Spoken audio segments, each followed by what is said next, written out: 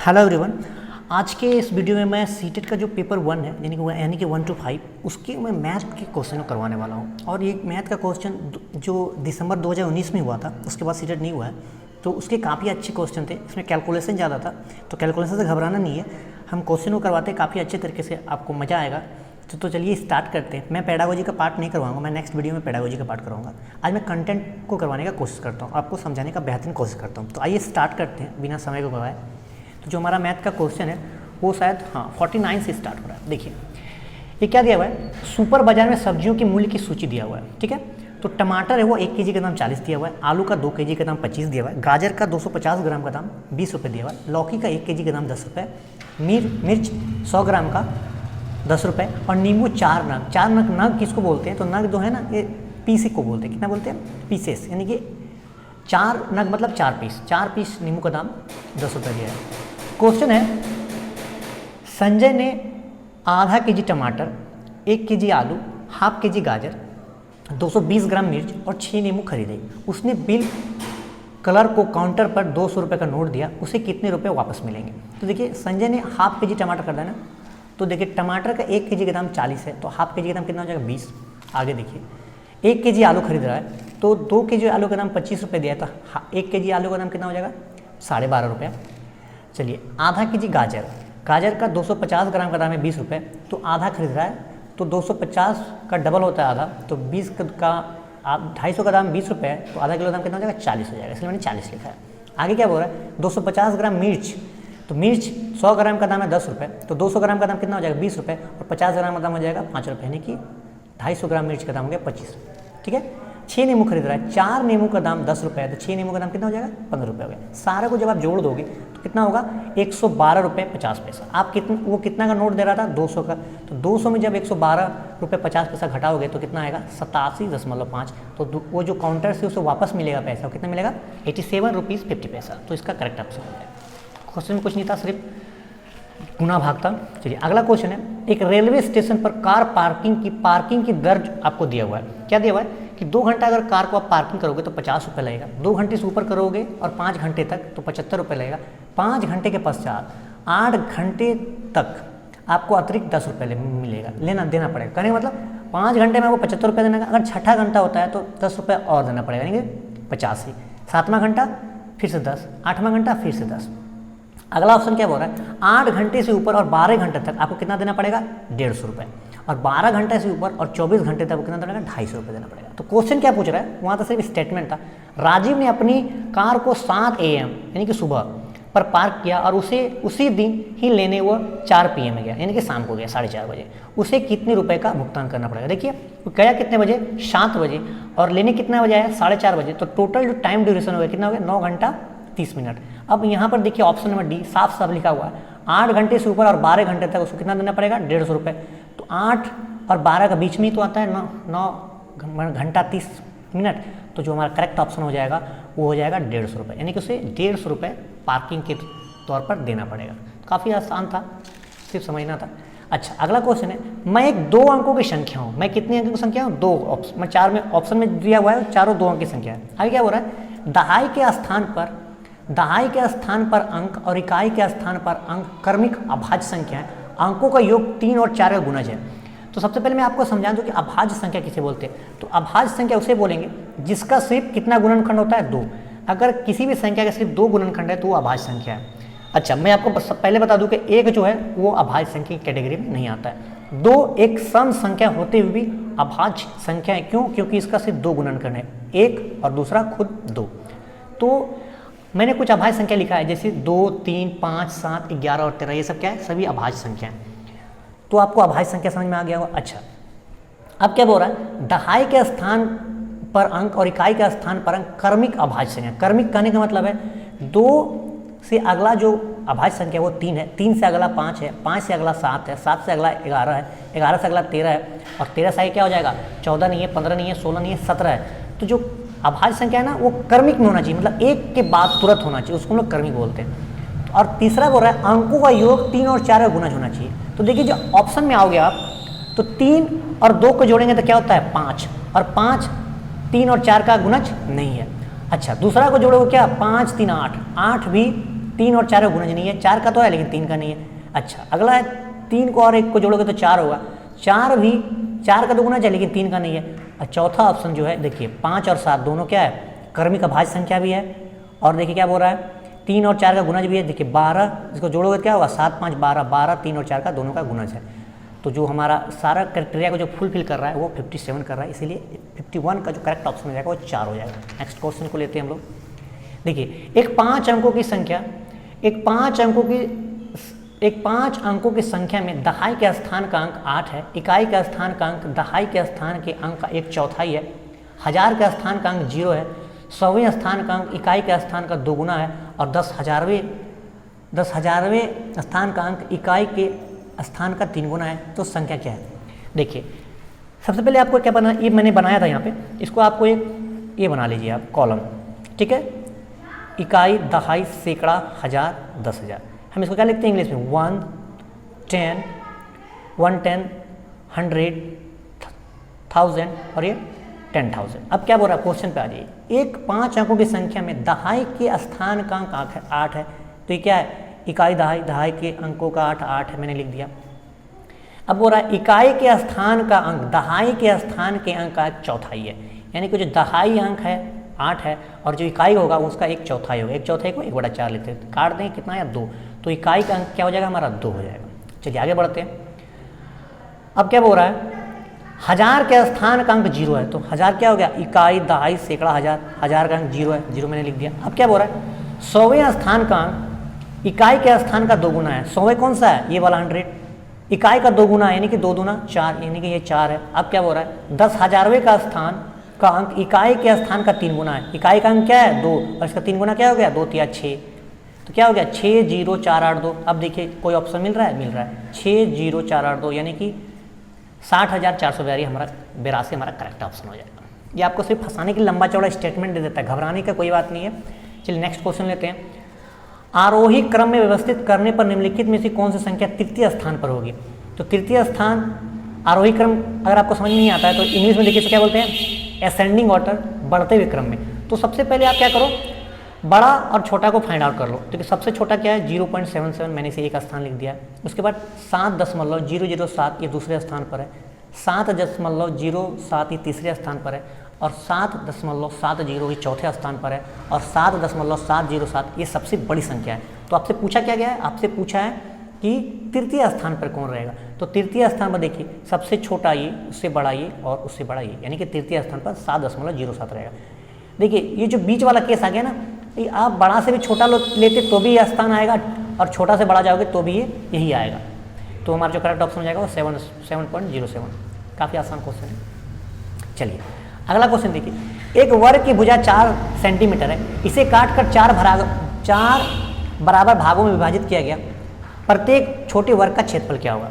देखिए मैं बता दूं कि वर्ग का जो भुजा होता है ना वो आपस में सारे बराबर होते हैं, और वर्ग का जो क्षेत्रफल होता है वो क्या होता है भुजा स्क्वायर यानी कि ए स्क्वायर। देखिए मैंने एक वर्ग बना दिया, इसके चारों भुजा बराबर होते हैं, इसलिए 4 सेंटीमीटर हो गया। अब देखिए यहाँ से यहाँ 4 सेंटीमीटर है, तो जब इसे आप बीच में डिवाइड करोगे तो क्या होगा इधर भी 2, इधर भी 2, इधर भी 2, इधर भी 2। तो मैंने वही फिगर बनाकर सारे को डिवाइड कर दिया। अच्छा अब ये वाला छोटा 4 बराबर भाग में हो गया ना, 1 2 3 4। तो ये छोटा वर्ग यहाँ से आप उठा लोगे तो इसका 2 सेंटीमीटर और इसका 2 सेंटीमीटर। अब भुजा वर्ग का जो भुजा क्षेत्रफल होता है भुजा स्क्वायर यानी ए का स्क्वायर। अब 2 का ए की जगह में क्या हो गया 2 हो गया, और 2 का स्क्वायर करोगे तो क्या आ जाएगा 4 हो जाएगा। और क्वेश्चन आपसे ही पूछ रहा है कि छोटे वर्ग का क्षेत्रफल क्या हो जाएगा, तो 4 सेंटीमीटर स्क्वायर हो जाएगा। काफ़ी आसान क्वेश्चन है। चलिए नेक्स्ट क्वेश्चन लेते हैं हम लोग। 3 ब्रांड ए बी तथा सी के पेन क्रमशः 10 12 और 24 पैकेटों में उपलब्ध है। कोई कंपनियां होगी ए बी सी, उसमें एक पैकेट में एक जो ए ब्रांड है उसमें 10 कलम है, बी में 12 है और सी में 24 है। यदि एक दुकानदार को तीनों प्रकार के पेन समान संख्या में खरीदने हैं, एक दुकानदार है उसको एक जितना खरीदेगा कलम वो बी भी उतना खरीदेगा, सी भी उतना खरीदेगा, तो उसके द्वारा खरीदे जाने वाले पैकेटों की न्यूनतम संख्या क्या होगी? तो आपको क्या करना है पैकेट की संख्या बताना है। तो इसे आप बाय ऑप्शन से भी कर सकते हो। सपोज ए का जो एक पैकेट में कलम कितना है 10 है, अगर आप 5 पैकेट खरीदते हो तो 10 बचे 50 हो जाता है। बी में कितना है 12 है, अब बी को 12 खरीदते हो तो 12 12 44 से देखिए ये 50 हो गया और ये 144 हो गया। क्वेश्चन क्या बोल रहा है कि आपको पेन सामान खरीदना है, ए ऑप्शन तो ऑटोमेटिक कट जाएगा। ठीक है, दूसरा देखते हैं। अगर ए 10 पैकेट खरीदोगे तो उसमें 10 कलम है, तो 10 10 को गुना करोगे तो 100।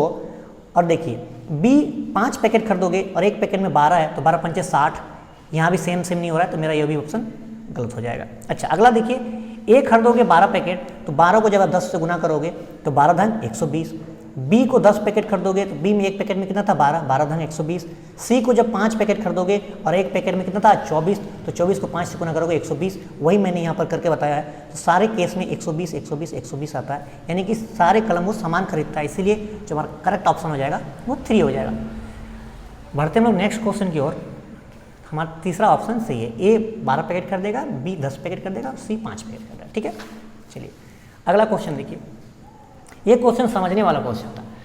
वो संख्या जो 1 तथा 10 दोनों सम्मिलित तक सभी संख्याओं से विभाज्य होगी निम्न में कौन सी है? 100 है या 604 है या 25 10 है या 10 है, सॉरी 25 20 यानी कि 2520। इस क्वेश्चन को करने के लिए क्या करना पड़ेगा? आपको सारी संख्याओं का 1 से लेकर 10 तक का आपको क्या निकालना पड़ेगा?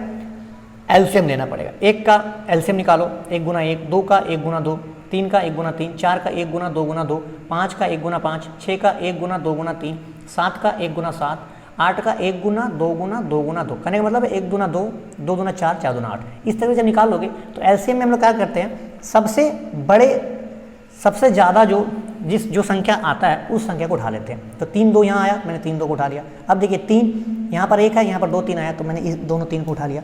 अब देखिए 5 कहीं नहीं था तो एक 5 ले लिए और एक 7 एक ही जगह था तो 7 को ले लिए। सारे को जब गुना करोगे तो कितना आएगा? 2520। तो मैंने, अगर आपको एलसीएम निकालना नहीं आता है तो मैंने एलसीएम वाले वीडियो में काफ़ी अच्छे से एलसीएम लेने आपको बताया, काफ़ी आसान तरीका से। तो अगर आप एलसीएम में आपको थोड़ी समस्या आती है तो एलसीएम वाले वीडियो को जरूर देखना। तो ये करेक्ट ऑप्शन क्या हो जाएगा? Option number C. चलिए अगला क्वेश्चन है, आयशा के पास केवल 5 और 10 रुपए के सिक्के हैं। यदि उनके पास सिक्कों की कुल संख्या 25 है और रुपए कितना 160, तो उसके पास 5 रुपये और 10 रुपये के सिक्कों की संख्या बताना है।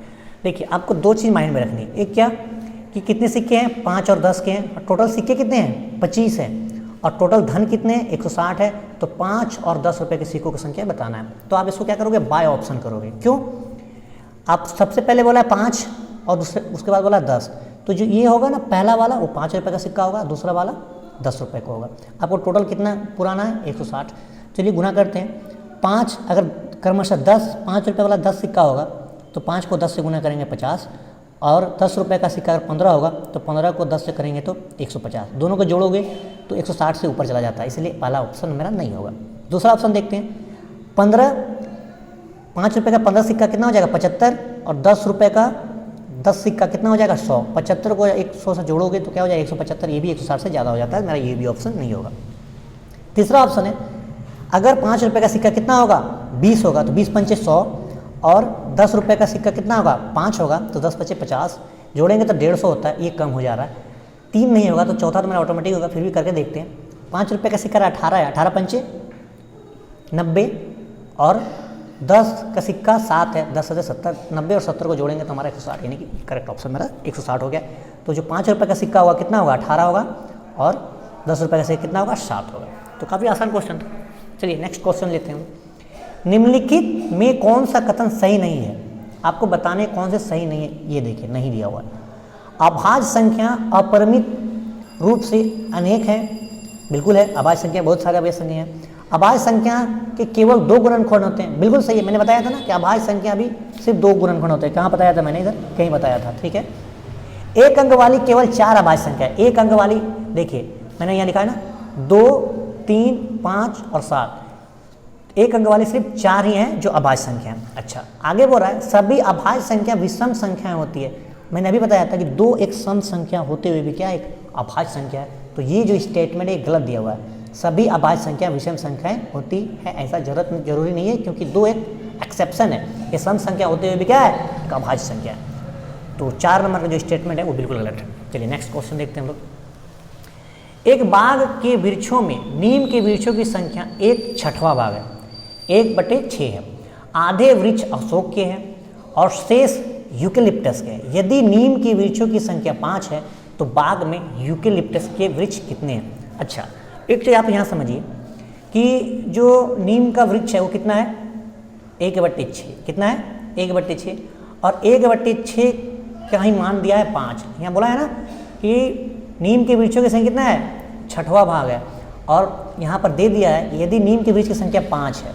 अच्छा, 1/6 बराबर 5 है, यानी कि जो ऊपर वाला भाग है उसका मान कितना दिया है, 5, तो हम नीचे का मान निकाल सकते हैं, बिल्कुल निकाल सकते हैं।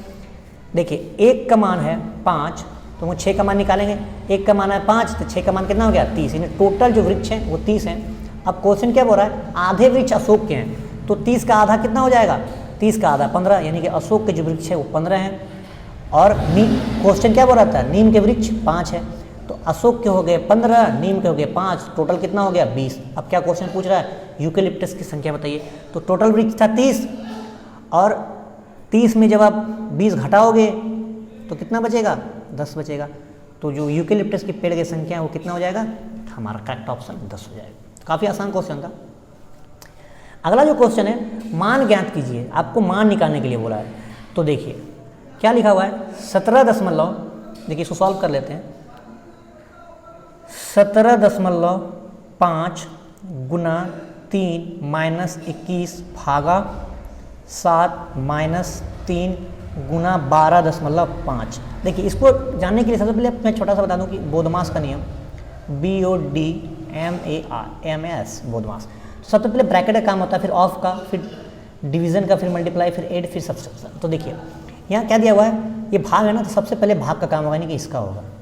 तो बाद बाकी को हमको टच भी नहीं करना है, जैसे है तैसे उसे लिख देते हैं। 17.5 गुना 3 माइनस, जब 21 को आप 7 से भाग दोगे तो 7 21 3 बार में जाता है, 3 लिख दिया मैंने, फिर 3 गुना 12.5। अब देखिए क्या उसके बाद क्या बच गया, एक माइनस है एक गुना है, तो सबसे पहले गुना का काम होगा अकॉर्डिंग टू बोधमास। तो 17 को जब 3 से गुना करोगे 17 या 51, और 5 को जब 0.5 को जब 3 से गुना करोगे तो क्या हो जाएगा, 1.5, यानी कि 17 51 और 51 एक 52.5 माइनस 3, फिर क्या है 12 या 36 और 1.5 36 37.5। देखिए ये माइनस में है, ये भी माइनस में है, तो 37 और 3 क्या हो गया 40.5। 52.5 में जब 40.5 जाएगा तो क्या बच जाएगा, 12 बच जाएगा। जो हमारा करेक्ट ऑप्शन हो जाएगा वो 12 हो जाएगा। इस तरह से मैंने पेडागोजी के सारे क्वेश्चन को कर लिया मैथ के। अगले वीडियो में मैं या तो पेडागोजी लेकर आऊँगा, या फिर हिंदी के क्वेश्चन लेकर आऊँगा, या फिर मैथ का जो पेडागोजी का सेक्शन बच गया है मैं उसको करवाऊँगा। तो मिलते हैं हम लोग नेक्स्ट वीडियो में। आप मेरे चैनल से बने रहें। धन्यवाद।